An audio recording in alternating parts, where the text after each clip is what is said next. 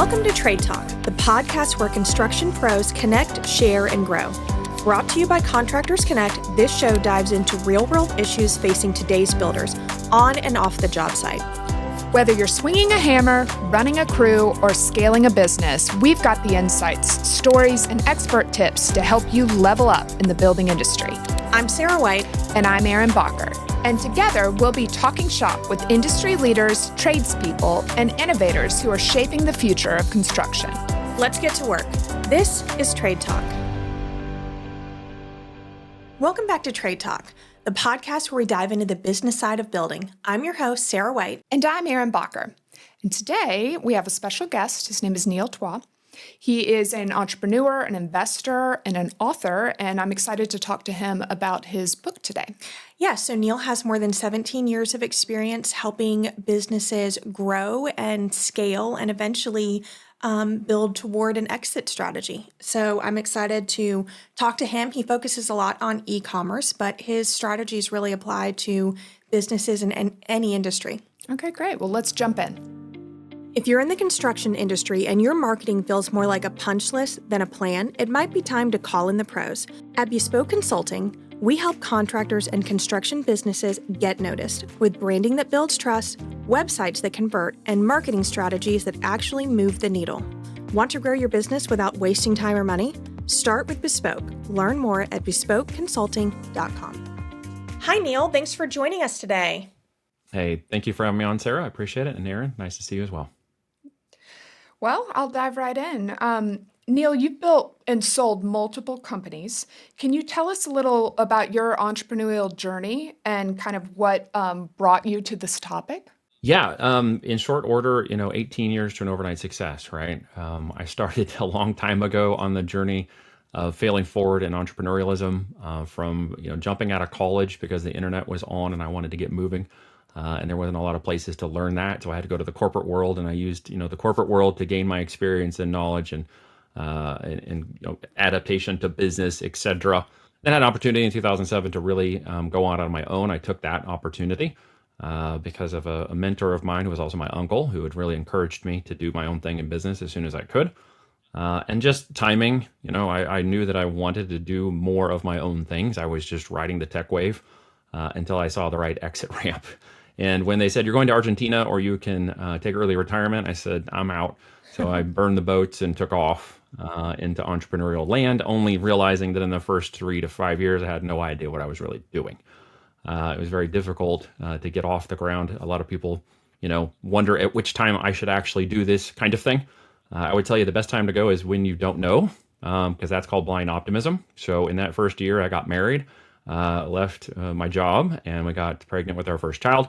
My wife had to go on bed rest. She was an RN BSN by trade and was thinking about getting her nurse practitioner, but ended up on bed rest. And then by the time we got through that ordeal and got through a beautiful pregnancy and everything was good to go, she's like, I can't leave this baby. I want to stay home. And I said, I can't leave him either. So after my first daughter, we decided to just homeschool the children and stick it out that way, and then set on a path of creating what I call a lifestyle by design, which was to keep our family and the focus of our family first above all other things, and then looked for business opportunities that would fit into that.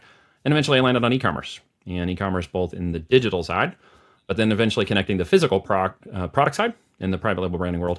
And that really worked for me to create a holistic business opportunity that has been going on for more than 12 years now. I love that. That really is truly the entrepreneurial spirit, making it work for your family too. Mm-hmm. I really like that. Absolutely. So you've helped hundreds key, of businesses. Right? Go ahead. Sorry. Oh, no, my apologies. There's a little delay, so I'm trying to talk over you.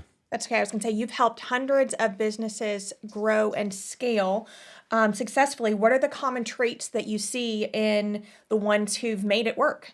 Something around other people's maybe definition of the success mindset. I'll just give you mine. I know that in my own walk, while as I look for others that I believe can have an opportunity to become successful, they are typically blindly optimistic in what they will do and how long it will take them to do it. They know it's going to take a while. They know they have to dedicate their energy and attention. They know there's money going to be involved in the growth. They understand perseverance and tenacity because maybe they have struggled in some other way or shape to do things or try things that maybe have had some success, but not a lot of success in it, but they still got enough of that dime bag of hope that they want to, go after it in full bore.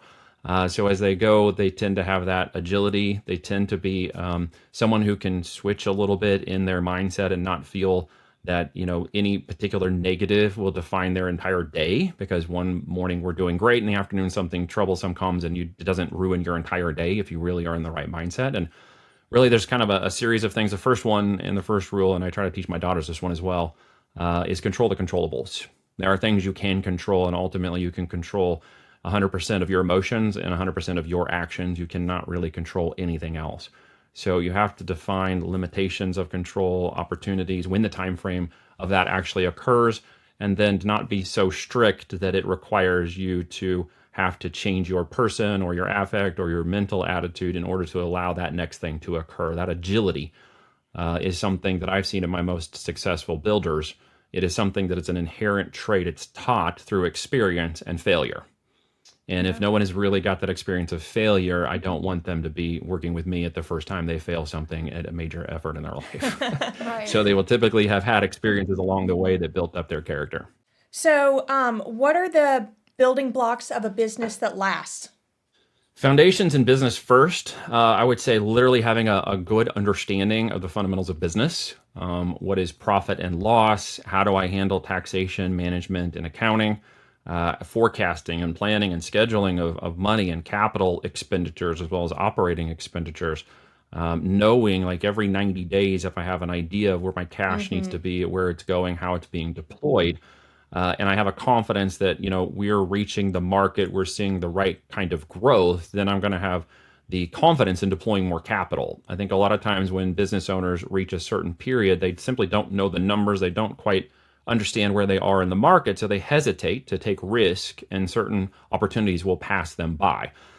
So when they have an opportunity to truly learn the business of it, not just the operations of it, that's when they actually start to succeed greater.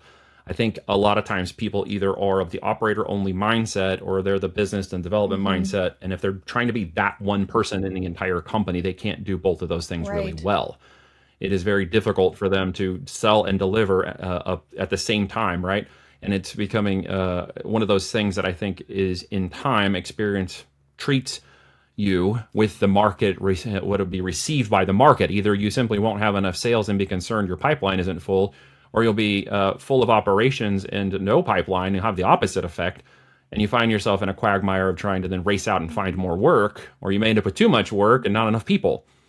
So, we say sales fixes everything, so I would rather have the second problem than the first one. Yeah, for sure. We get that. So, do you think that that kind of goes along, where businesses are in a phase where the business owner is wearing many hats, and maybe that's kind of what slows your growth down, Yeah. is trying to do everything? Here's my experience. Rising a business up to 1 million in revenue is actually not terribly difficult with today's online systems anymore. It's more difficult to ensure you do it profitably. So that's the real big factor, is not only understanding the difference between gross profit, but net profit, and what does gross margin mean in my business. And I think some of these initial fundamentals are not truly understood, even by those who are out working in the business today. If they did, they would understand the difference in growing a business from 1 to 5 million. Because at that point, it's systems and processes that allow that repetition to move from 1 to 5 million in growth. And it is typically the operator moving themselves out of key positions in which they're no longer, or should no longer be, the expert in control of that role. And that's a difficult thing, because a lot of operators tend to think, well, I run this business this way and I want it done this way, and no one else can do it as good as me. And they tend to fail to try to find the right people to fill those roles, because they're trying to find themselves, and they don't realize how much of a unicorn they actually are. So we need to look at where we could build in, A players from maybe a B player status, and look at the way we can put those folks into positions that start, force multiplying our ability to get things done. That could be as simple as, I don't have somebody managing my calendar. Now I'm going to hire somebody who's just managing my calendar. And every one of those little steps allows efficiencies, allows you to multiply the efforts by which you're moving. People understand that in 1 to 5 million, because as the market may grow for their sales, if they're even a local pressure washing company or an HVAC or an electrical supply company today, they're probably very overloaded with 2, 3, 4 months of work that needs to be done right now, and they don't have enough people. So to get to that 1 to 5 million, that's when they have to start really thinking about operational controls. from 5 to 10 million or greater in my own personal experience, it has been my ability or inability at times to get out of my own way. So typically you'll find that the growth of the company at that level is the limitation of its officers, either through their risk or non-risk reaching that place, or their inability to see the risk reward ratio of certain things like growing the CapEx, going out and getting $1 million lines of credit and seeing it deployed, doing what's necessary to see that business actually attain that and be able to grow it is really comes down to the desire and the risk of the operator, the person who's actually running the company. And that's what a lot of people don't miss, because at the growth level, you're reaching between 5 and 10 million or more a year. The market has already said they want you and they want more of you. So you have very different problems Yeah, to solve at that this point. kind of sounds familiar. We had a guest on our podcast a couple months ago, and it was supposed to be about HR, and it was, but it was interesting. Really, at the end of the day, almost Okay. everything that came back to leadership. I mean, and the skills of the leader. And it Yes. sounds like that's kind of what you're saying is, Yeah. are you too risky? Are you risk averse? And it really, the leader can hold everything up. And in her podcast, it was about, the leader is the weather and the mood of the company. But in this case, It really is. I mean, it's a big deal.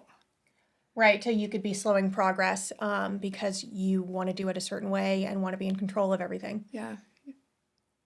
Yeah, or you run into situations where, if you aren't seeking, mentorship, if you aren't seeking a relationship with at least 5 people who are at or above the level you're at and giving you the opportunity to learn from them, you're going to find yourself in a situation where you are simply lacking the experience and fortitude to go after it.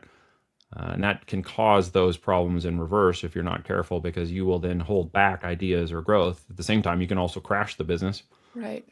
if you push too hard without any sort of controls in place. So that's interesting that you mentioned mentorship and having 5 people that you talk to. Tell me more about that. So, I mean, listen, at the end of the day, if you cannot really raise a company to a 5, 10 million or $20 million a year level as an individual operator without something or someone else in place of certain controls. It's actually fascinating to me today, though, that I say that out loud, and then I have to remind myself there are systems with AI and technologies now that are allowing owners to replicate themselves at a much, much greater level without necessarily the human capital aspect of that being a limitation. That's a new thing. That's a last 3 years kind of thing, and it's only accelerating a lot faster. But what I have is that 12 years ago, I met someone who's very much the opposite of me, my business partner, Reed, and he thinks differently. He acts differently. He's more cautious. He makes lists. He goes through tasks. He's got a more of a CFO hat and a COO hat, where I'm the enthusiast. Let's go. I'm jumping off the bridge. I don't have a parachute. Doesn't matter. We're going to figure it out.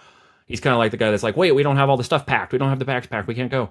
And so I've kind of pushed him to jump, and he's kind of held me back. And that balance kind of makes us one brain. But as we've learned through my own experiences of failing and going bankrupt once and learning what the boundary of that should look like and experiencing it very differently than a lot of people do, I came to the realization that I need that counsel. So even my own wife, who's been with me for 18 years, is the opposite of me. And as we walk and we take our daily walks and do our 4 miles together, we talk about these kinds of things. And she's a sounding board. I jokingly call her my Abigail to Johnny Abbins. She's the person who gives me so much insight and input that I appreciate, because she holds me accountable to things I don't think about, or I don't think that way. And it's like, oh, I see that. I never thought about it that way.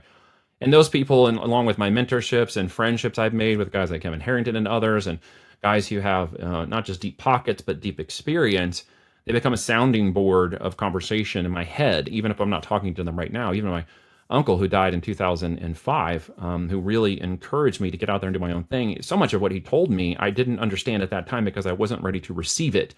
But it's in my head, and it's funny how it comes up now, right? All these years later, I'm thinking about these conversations in business that I'm having now relative to conversations he had with me before, the things he told me, and it comes up and I'm like, that's what he meant. Like, oh my gosh, we don't realize that those people have that impact, and we need them. We are not an island unto ourselves, and we simply can't grow greater and faster in business without having the 5 closest people to you that can raise you up or challenge you. Yeah, I think that's great. I like that. So, what advice would you give to a business that is scaling and maybe sees themselves in 5 years having maybe multiple locations or, whatever the scaling looks like for them, what can they Mhm. do now to be best prepared as far as systems, or you tell me? Well, I mean, at the end of the day, business right at this point in this time in 2025 is really coming down to your ability to capitalize your market share opportunity and utilize AI to support any of the smaller tasks, the individual task levels that could be replicated and create Hmm. efficiencies at certain areas of the business, not necessarily the whole business. I think people think AI is an entire, business thing, and it is for some people, right, who are building AI systems and tools. But if we're employing them into business, it could be simple as, AI systems today can handle a lot of your inbound email support. AI systems today can handle automated chat responses. AI systems today can even Right. take phone calls and make appointments. There is a lot of things that AI toolsets can create efficiencies if you're willing to actually, get in there and understand what it can do. Some people are so afraid of it, they don't know where to start. That's one big Hmm. problem. The second one is once they get started, there's so much information, it's hard to determine what I should actually do and use. And so I would encourage them to only bite off small pieces at a time. But the other thing is that with the, rollout of AI systems online, information wise, lead generation, websites, all of this stuff, the ability to reach so many people so much faster with these systems now matching your information, your product, your services, your business, your locations to people who want to buy your products in near real time with the speed and intelligence of these AI driven systems is unlike anything I've ever seen in business. And I've been at this for a long time since the internet came down.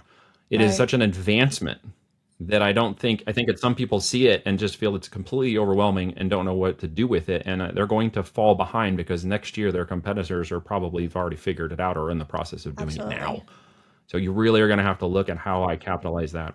We Right. see a lot of fear of AI in the construction industry and, our little small town niche of Florida. Like, people are like, what is that? That's crazy. And we've done a few podcasts on that. And I love AI. It Me too. makes us so much more efficient and it does not replace our creativity or our brains in any way. Right. It just makes our ideas come to life.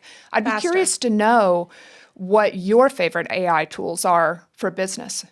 Yeah, so I will say, yeah, I love what you just said. I will also add a slightly different thought process. I love it and I hate it. Yeah, I see Same both time. sides. Yeah. It's a love hate relationship. Yeah, it really is because I can see the things that it's doing for us, and I can see the way it's impacted our business and our ability to operate in my world. From the construction side or the front end of this, there's a lot of things with AI in terms of management and systems that can be put in place to manage tasks, deliverables, project and assessments, timelines, even the Gantt charts and the aspects of communication through clients can be handled very differently nowadays. But when it comes down to this point, building a building, it's still not done by tools yet. It's or AIs or robots. But I will say that by all intents and purposes, 10 years from now, there's a good chance that's going to be happening. Um, how do you, compete with your desire to not be in that place with AI, technology, robots, or whatever else you may use in your business, and then seek competition that's willing to do it? You either have to decide to do it or you're going to be out of the game. It's kind of becoming almost black and white. I hate to say it that way. And that's kind of where my love hate relationship with it comes in. We use it for marketing and tool sets. We use it for analytics of product research. We use it for creating images, marketing, even videos. So you asked my favorite tools. Particularly right now, it's things like VO3.1. It's IdeaGen on the image creation side. There are a number of tool sets we use for marketing that have expanded our ability to create all these amazing videos and assets from our products to market and have shortened the amount of time and the experience down to the fact that my 17-year-old daughter now runs the brand related AI advertising tool set that is used that she works on to build all of our brand videos for our advertising. Right. And she's doing that at 17. She's producing a lot of work and using her creativity. So she absolutely loves that her creative spirit or illustration or drawing. She loves to write books. She's using these tools to allow that creativity to come to mind. So, like you said, Erin, she's using as an extension of her creativity. The last part of the hate component as a father who has daughters that are kind of coming online and doing these kinds of things is to be very cautious about how they use those tools and for what purpose, even down to, conversations or engagements with these AI tools, these GPTs. affecting their controllables, which is their mind and their ability to control themselves and having input and stuff over them, and being cautious that we navigate that together and have conversations about it so that it doesn't go off the rails. And Literally. having the maturity level to deal with it as well. In walking through that ability for maturity level. We in our house, we just simply took everybody off social media. In fact, I never went on it to start with, until later when we can start maturing them through that relationship. Well, they get access to AI, and I'm not making them afraid of it because I know some people might hear that, but in actuality, I have a lot of friends who are like, we wished we would have done what you did and stopped our teenage kids from getting online. Yeah, 100%. And it's very hard to put the water back in the cup. Yeah. Once, or that's not the right Genie term, but doesn't you know what I melt mean. back in. That genie does not want to Exactly. go back in that bottle. Exactly. Absolutely not. No. Once it's unleashed, it becomes very uncontrollable. So they are using it in a different way. I'm using that to teach them how to build business, livelihood, using creative and arts, not emotional connectivity or some emotional responsive aspect they can't fulfill through relationship, family, friends, or otherwise in an offline capacity first, right? And those are things that I'm just, personally trying to train my children up against so that we can, again, the love-hate relationship is a boundary between using it and what it can control and what it does not control. And I mean, over what you. a great education for your girls. I mean, they'll be able to start businesses very early. I love the whole concept. They are already Yes, on their exactly. way. Yeah, Dad's Yep. hopeful. You can do a Fingers lot crossed. homeschooling. Life is what it is. I'm not naive. Yeah, I like that. Well, you can. And that's part of the control the controllables, right? If anybody's listening to this who has that opportunity, I would encourage you to do that. If you're beyond that, I would encourage you to look at the ways you can utilize it in certain aspects of learning and training within your business or family or whatever. This is just my story, but I would concern myself with making sure that if you are in business and want to stay competitive, you look at the best ways that you could use tool sets, marketing, AI, whatever it is, to allow a competitive advantage against your competitors who might not be doing it yet. Want to grow your network and your business? Join Contractors Connect, the go-to networking group for professionals in the building industry. For just $400 a year, members get 4 complimentary meetup tickets per year, a featured spot in our online directory, visibility at every Contractors Connect event, and more. Whether you're a contractor, vendor, or service pro, there's a place for you here. Join today at contractors-connect.com/memberships, and let's build something great together. So we've talked about scaling. What about succession planning and eventually selling? What advice do you have for that? Plan everything as though you're going to sell the business, even if you don't intend to sell it. That means don't do your own bookkeeping, don't do your own tax and planning, don't do your own accounting. Okay. This is a mistake a lot of business operators make when they think that they have to control or save some money trying to control their own finances. You'll miss out on opportunities for the Augusta rule or Section 179 or any of the other taxation and benefits of a business. So if you're planning to exit the company, then the company should be separate from your personal life and it should be treated completely separately. Too many times I see business owners at every level from e-com to HVAC who are the business. And it becomes very difficult to separate them at time of sale from the business. It becomes cumbersome. It becomes a hindrance to exiting the company. And a lot of times it becomes one of the factors why they shut down the company instead of sell it, including divorce, mismanagement, misexpectations of employer relationships in the transition period of the company. Oh, you're going to sell the company? Well, I'm just going to leave. There's a whole lot of those things that can be preemptive if you are building a company or you are growing or scaling the company with an understanding that everybody knows that it is eventually going to be sold. So everything is being done to set that up correctly. You might have a business that's large enough to do profit sharing with your employees. If your intent is to sell it, set it up now to give them an opportunity to transition through the ownership change of that business later without feeling like they're just going to get their number called and they're going to get axed. If you want to, treat the opportunity as an upside, you're going to want to look at every possible way to maximize your bottom line, right? There's earnings before income, taxes, depreciation, and amortization at your bottom line. And then there's what's called seller discretionary earnings, which is very different. If you are separating your personal from your professional finances in your business, you should have a separate area where anything that is given to you as the owner can be put back into the business as seller discretionary earnings, which can increase the multiple, the factors of multiple for exit. additional marketplaces, channels, sales, stores, retail locations that you open up increase the multiplications of that business's saleable estate. And the last thing you have to do is really remember that as a business owner, you are not just in the cash flow of building a company because you wanted to do it. You are building a company because it is a saleable asset. Everything within it, from the bank accounts to the equipment to the cash flow to the products and services within it, are all part of a saleable asset. So treat that asset like it is going to be appreciated, the same way that you wouldn't move into a house and destroy the house knowing that in a few years you might intend to sell it. But I don't think a lot of business owners think about that when they're in the business of doing the business. Sometimes they're just feeling overloaded and they're just trying to hang on by the seat of their pants and not really thinking of an exit as an opportunity. So we always want to plan the end with the beginning in mind at any stage in the business, because it's worth more in the end than it is any time during the business building stage. Generational wealth opportunity can happen when you sell a company if you planned it right. Right. So what are some of the key elements that business owners can implement to make their or build their business in a way that's attractive to buyers? Yeah. Buyers in my world, and in I think most of the buyers I know, even the ones that are buying HVAC companies, they don't want to buy a job. Yep.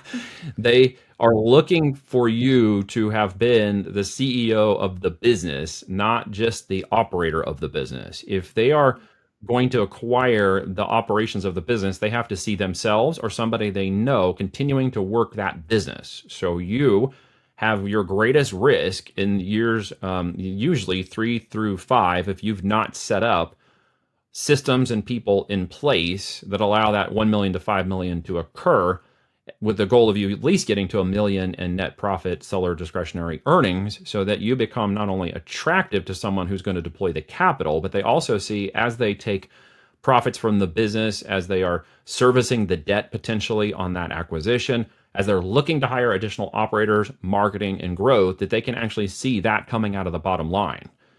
But if you are the primary reason why that business succeeds, if you're the primary person behind that brand, most people are not going to be willing to buy it until you are out of the way.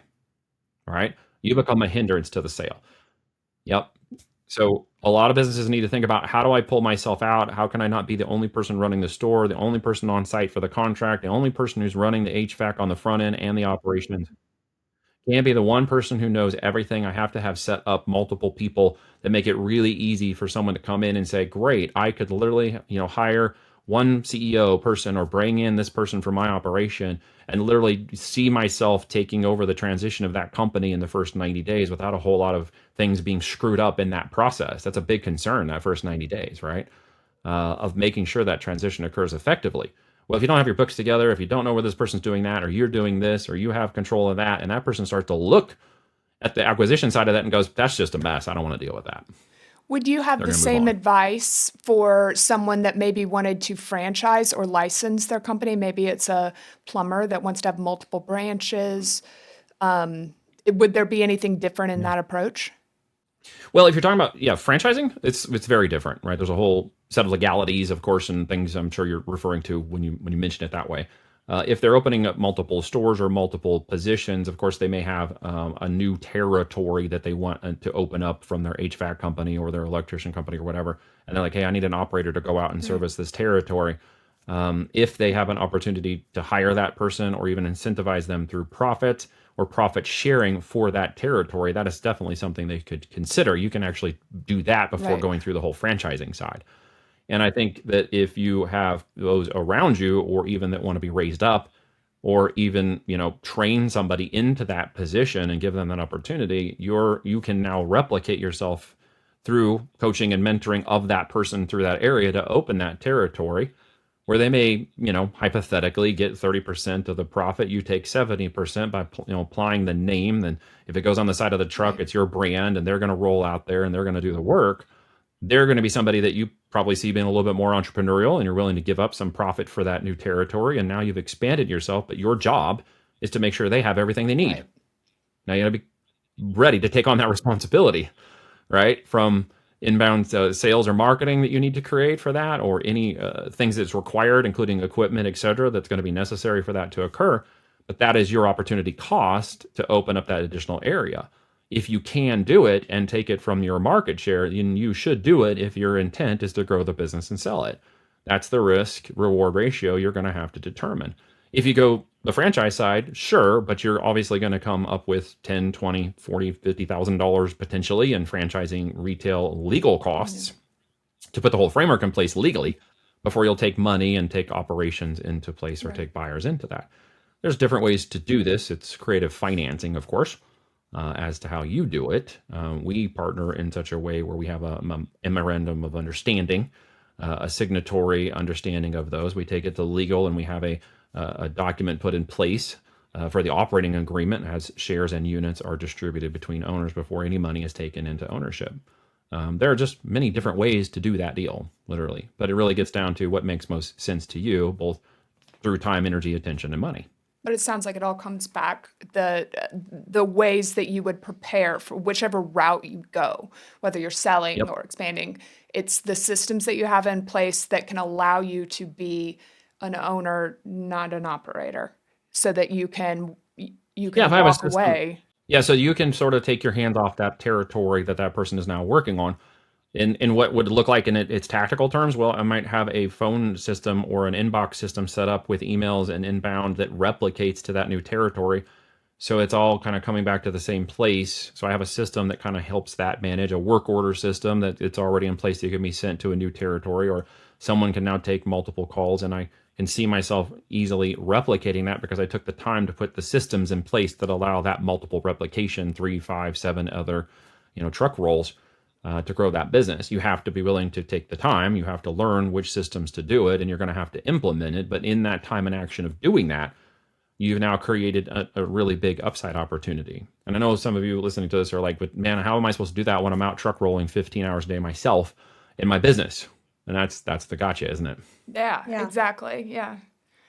Well, I mean, I've even learned some things myself today.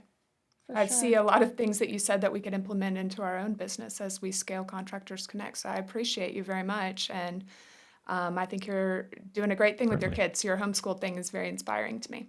Thank you. It's a labor of love. I would take credit for it, but that would be wrong and not mentioning my wife, who has shepherded these girls every day. She's the CEO of that troop. I get to be the foundation, the protection, and the financial that allows them to do that. But I'll shout out to Mom for the dedication and effort she's put into them. Absolutely. It's been a blessing. So you have your own podcast and you've written a book. Why don't you tell our listeners how they can connect with you? Sure. Yeah. The book's on Amazon, or it's on my funnel. There's a digital version and a paperback version, along with some other workshops and other information to support anybody who might be interested in the idea of an e-commerce company. Physical products, private label, and branding, not arbitrage and wholesale and creating jobs, basically. We create automations. So that's why it's called Almost Automated Income with FBA. It talks about the first selling channel of Amazon in your business, and that channel can be grown with 200 million Prime members. I'm sure you ladies are also on Prime buying stuff from Amazon. Too much. Of course. Too much. Too much? Okay, so does Amazon call you after 45 minutes if you haven't ordered and be like, hey, Erin, you okay? I haven't got an order. I might be are getting you still there? close lately. We haven't got an order from you in like 45 minutes. Are you alive? Yeah, right? So that whole system is huge. It's automated. It's a whole infrastructure of plane, trains, and automobiles. And I show and teach people how to get on that system to start their first brand, their first product, their first opportunity before they move into multiple sales channels, not just Amazon. And then we also have the podcast. Yeah, I've been honored to be a guest of many podcasts, but I also host the High Voltage Business Builders podcast. Top 3% on Listen Notes. We focus on predominantly e-com businesses, digital marketing, wealth without Wall Street principles of growth, financial management, as well as wealth creation and preservation. We talk about everything in between, even real estate and other ways to make, the real estate and business, the two ways to make millionaires in the United States.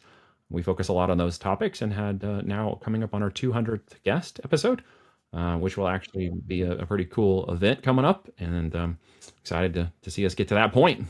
Oh, congratulations. That's awesome. Yeah, congrats. Awesome. We understand what it takes. 200 episodes. That's a lot. Good for you. Yeah. It's a lot, and I didn't realize it was that much. My admin came back and she said, we're coming up on our 200th. What are we going to do for our 200th? And I went back and I did the math and I'm like, oh my gosh. Like, we've been at this since December 2021. I had no idea. It's been fun. That's impressive. It's gone on for a long time. Yeah. Yeah. It's enjoyable. You learn a lot. That's for sure. I meet a lot of wonderful people like yourselves and others who've come on to be guests. And in fact, the book has each chapter is actually a guest conversation focusing on a topic that is relative to our business model. And each guest got an opportunity to be a part of the book. The forward was written by my friend Kevin Harrington, who is one of the original sharks on Shark Tank and as seen on TV guy, the one that brought cellulose drinks to the market. Super cool guy, very good mentor, super good friend. And just, there's a wealth of information in there from a lot of people with resources and information that talk about the strategy. But some of it we cover today. All right. Well, thanks for joining us today. We'll be sure to check out your podcast and your book. Well, thank you very much, Erin and Sarah. It's very nice to see you both. Thank you. Thanks for being here. We're hitting the road. Contractors Connect is headed to Daphne, Alabama. We're excited to break into this new market, and we want you to join us on Thursday, January 29th for our Contractors Connect pop-up. More details will be coming soon, and sponsorships are currently available. Contact us for details. Such a great conversation. I love how Neil breaks down the business journey and kind of helps you see the future of how you might scale your own business. Yeah, I think he had a lot of great things that people will find helpful. And he's actually giving away 10 copies of his book. So we will share the details on how our listeners can download a copy in the show notes. And you can listen to his podcast. I think that people will learn a lot from that as well. Great. If you want to learn more about Neil, you can check out his book, Almost Automated Income, or listen to his podcast, as Sarah just said. All right. Thanks for joining us today. See you next Tuesday. Thanks for tuning into Trade Talk, powered by Contractors Connect, where construction pros connect, share, and grow. If you enjoyed today's episode, be sure to like and subscribe, leave a review, and share it with your crew. Until next time, Stay sharp, stay safe, and keep building.